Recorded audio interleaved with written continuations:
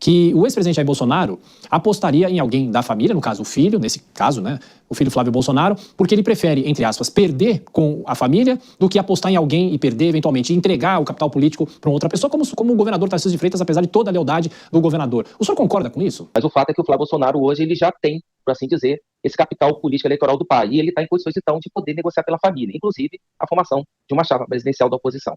Fala, rapaziada do canal, tudo bem com vocês, galera? Galera, mais um vídeo aí, né? Hoje, um vídeo aqui, né, técnico, né? Vamos ver aqui o Adriano Siqueira, né, que é cientista político e professor do IBMEC, né? É um instituto aí.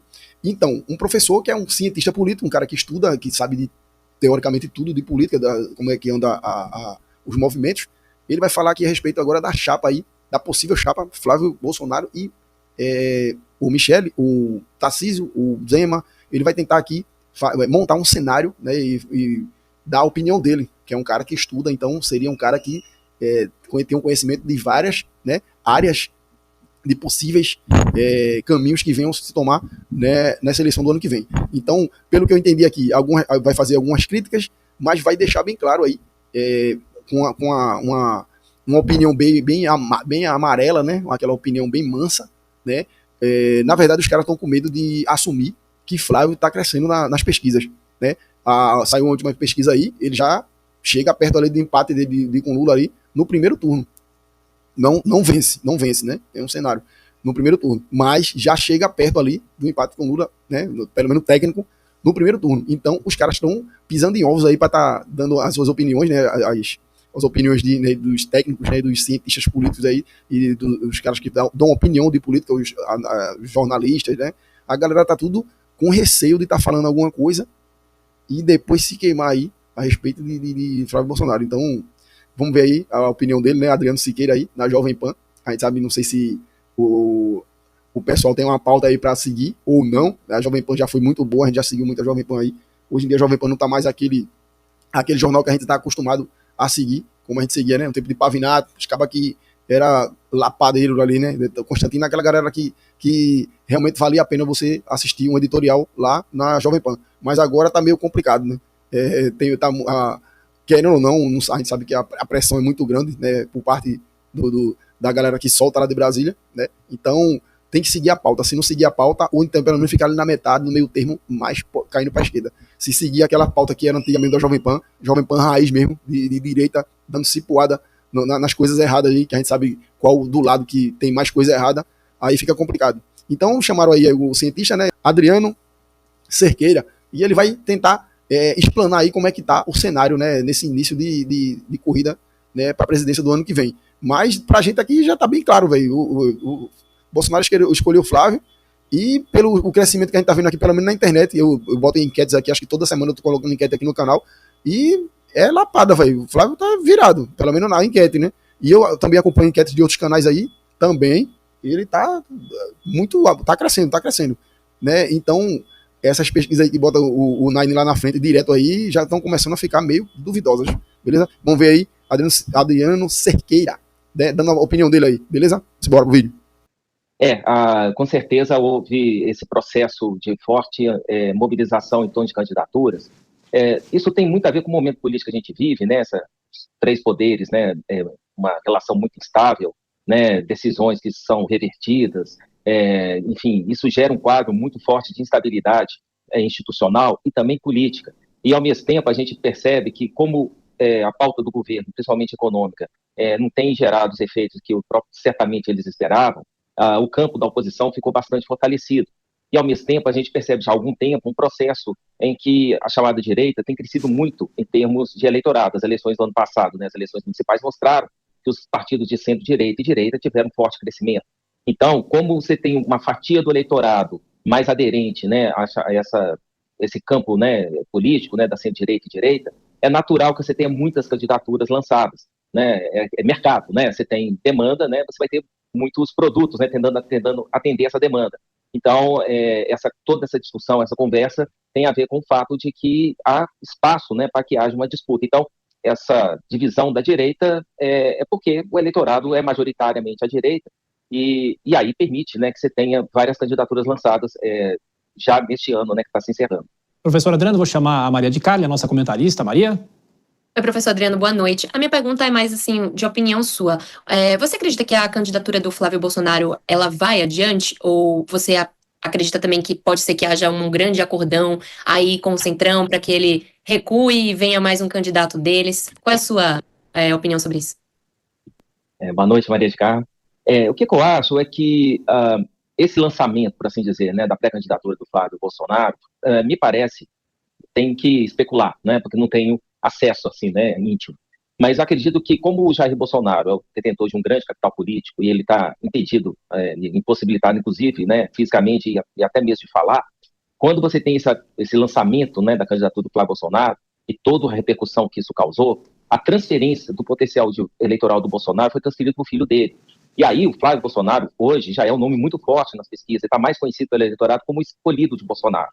Ele pode, a partir deste momento, avançar nas negociações que vão acontecer no primeiro semestre do ano que vem, na definição de uma chapa presidencial.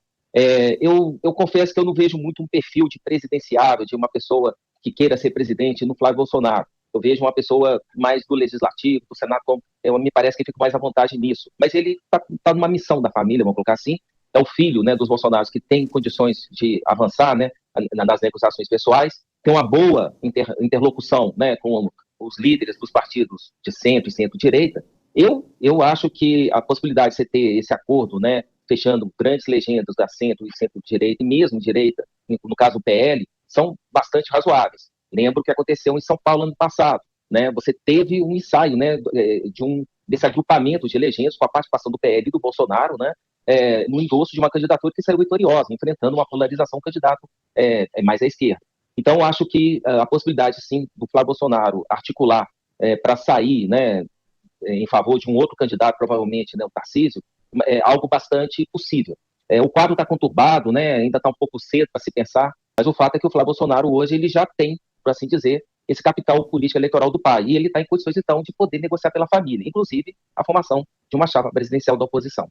O professor, dentro disso que o senhor está falando, eu vi uma vez uma entrevista com um cientista político que ele fez a seguinte avaliação, eu queria saber do senhor também, é sempre bom ouvir vários aspectos e opiniões em relação a isso, que o ex-presidente Jair Bolsonaro apostaria em alguém da família, no caso o filho, nesse caso, né, o filho Flávio Bolsonaro, porque ele prefere, entre aspas, perder com a família do que apostar em alguém e perder, eventualmente, entregar o capital político para uma outra pessoa, como o governador Tarcísio de Freitas, apesar de toda a lealdade do governador. O senhor concorda com isso?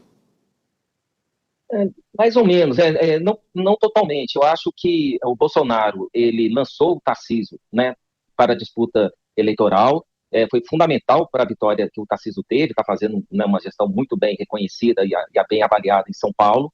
O Tarcísio tem sede, né, administrativa, eu acho que eu vejo nele um perfil de presidenciável, e ele é uma pessoa que todo momento está falando que reconhece, né, o apoio, né, e a lealdade ao capitão, né, como ele costuma se referir ao Jair Bolsonaro. Só que aquela coisa, né, ele está numa situação muito complicada, ele e as outras pessoas que acabaram, né, sendo processadas, condenadas, né, em relação àqueles atos lá de 8 de janeiro. Por conta disso, eu acho que ele já lançar, né, em 2025 o nome de alguém como o Tarcísio, ele está meio que já saindo do jogo. Por outro lado, ele fazendo essa transferência para o Flávio Bolsonaro, que tem uma boa interlocução com essas pessoas, ele dá condições para que a família continue participando da montagem da chapa presidencial. Eu acho que a estratégia foi essa, né? E eu não creio que para o Bolsonaro seja interessante perder, não. Eu acho que o ideal para ele é que alguém da oposição ganhe com a família bem posicionada na constituição da chapa. Se para ganhar é melhor sair um Tarcísio que um Flávio, eu acredito que a família Bolsonaro, em especial o Jair Bolsonaro, vai tomar essa decisão. Maria de Carli? Oi, professor, uma pergunta rápida aqui. A gente sabe que o calcanhar de Aquiles da esquerda podem ser dois. A questão da segurança pública, porque eles ainda não têm uma certa liderança sobre essa pauta, e a questão da economia em certos aspectos. Até há pouco a gente falava sobre isso. Quais você acha que são os calcanhares de Aquiles da direita nesse sentido? Para 2026. Eu acho que o calcanhar de Aquiles, né, assim, por assim dizer, da direita tem a ver principalmente com essa questão da democracia, né, esse tema, essa pauta da democracia, né, essa condenação que aconteceu esse ano, né, por uma tentativa de golpe, né, que teria sido promovido. O nome Bolsonaro, né, tá relacionado a isso, mas ao mesmo tempo a questão é se essa pauta vai colar no eleitorado. Eu acho que a agenda, né, do ano que vem já vai trazer uma questão forte, né, que infelizmente o nosso país é muito violento, então acho que a agenda da segurança pública estará presente. claro, vai ser também colocada essa questão, né, dos atos antidemocráticos e tal, mas eu não sei se isso vai mobilizar só mais propriamente a esquerda e centro-esquerda do que os demais. Acredito que as pessoas estão com problemas econômicos sérios, né, e muito inseguras em casa, e isso acaba falando mais alto por eleitor comum. Professor, deixa eu fazer a última pergunta em relação ao Congresso Nacional. Inúmeras pesquisas saíram nesse ano mostrando que o eleitor não confia nos parlamentares, que a maioria só legisla em causa própria. Nessa reta final de ano tivemos essa confusão na Câmara com o deputado Glauber Braga e o presidente da Câmara, Hugo Mota, muito criticado pelos posicionamentos dele. Que Congresso termina esse ano de 2025 e teremos uma perspectiva de renovação para 2026? Sim, eu acho que o Congresso ele está sentindo muito a grande presença da oposição. Está muito difícil você conseguir articular um bloco muito forte da oposição com a agenda do governo.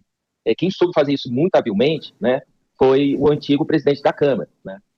Só que o atual, ele não está sabendo fazer um bom trabalho, ele está, ora, muito próximo do governo, do STF principalmente, e aí gerando uma série de problemas com o bloco da oposição. Só que ele, com o apoio do governo e mesmo com a pressão do STF, não consegue conduzir a casa, como a gente viu vários episódios que aconteceram esse ano ainda de 2025. Então, eu acredito que vai se arrastar essa dificuldade, a menos, né, que o Hugo Mota consiga descobrir, né, como operar melhor esse processo. E a gente vai ter também a questão eleitoral que vai dominar o assunto. Eu acho que o Congresso que vai ser eleito vai ser um Congresso renovado e com a minha avaliação com aumento significativo das bancadas de centro, centro-direita e direita. Eu acho que a esquerda tende a encolher um pouquinho na próxima legislatura.